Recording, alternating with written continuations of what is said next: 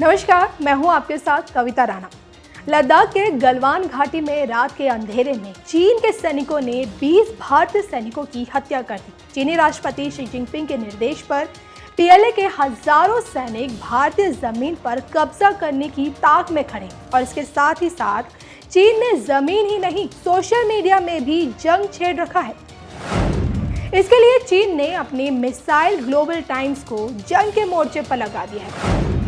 तो चीन का सरकारी भोपू ग्लोबल टाइम्स ने पिछले एक महीने में सैकड़ों ट्वीट्स करके न केवल भारत के खिलाफ बल्कि अमेरिका, ऑस्ट्रेलिया और ताइवान के खिलाफ मनोवैज्ञानिक युद्ध छेड़ रखा है। चीन के बिना गोली चलाए ही युद्ध को जीतने की रणनीति रही है और इस रणनीति को अमल में लाने का काम चीन के सरकारी समाचार पत्र ग्लोबल टाइम्स को दिया गया है। तभी तो लद्दाख में तनाव के बाद चीन की प्रोपेगेंडा मशीन ग्लोबल टाइम्स ने भारत के खिलाफ एक तरीके से मनोवैज्ञानिक युद्ध छेड़ रखा है और भारत के खिलाफ दुष्प्रचार कर रहा है। भारत चीन तनाव शुरू होने के बाद पिछले एक महीने में ग्लोबल टाइम्स ने दर्जनों की संख्या में ऐसी खबरें लिखी हैं और वीडियो जारी किए हैं जिससे चीन की ताकत को बढ़ा चढ़ाकर पेश किया जाए और भारत को कमजोर साबित किया जाए। ग्लोबल टाइम्स पहले चीन सरकार के दावे को विशेषज्ञों के हवाले से कहता है और फिर सरकार भी उसको दोहराती है। एक तरीके से चीन सरकार अप्रत्यक्ष तरीके से अपने दावे को ग्लोबल टाइम्स के माध्यम से प्लांट कराती है और फिर खुद उसका समर्थन करती है।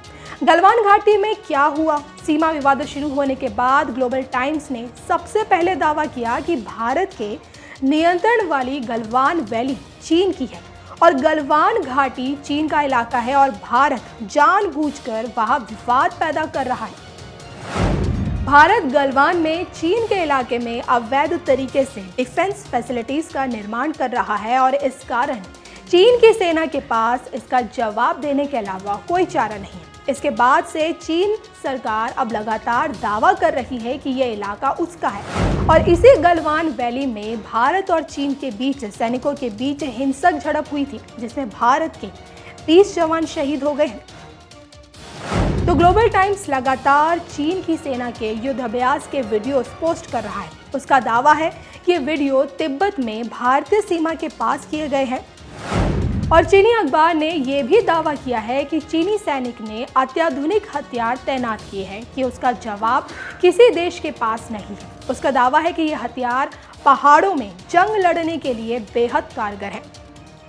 तो विशेषज्ञों के मुताबिक ग्लोबल टाइम्स का मकसद चीन की उसी रणनीति का हिस्सा है जिसके तहत वो बिना गोली चलाए जंग जीतना चाहता है। तो आप समझ सकते हैं कि कैसे ग्लोबल टाइम्स सरकार का प्रोपेगेंडा मशीन बन गया है और वहीं सारी झूठी और प्रोपेगेंडा चला रहा है और बदनाम कर रहा है।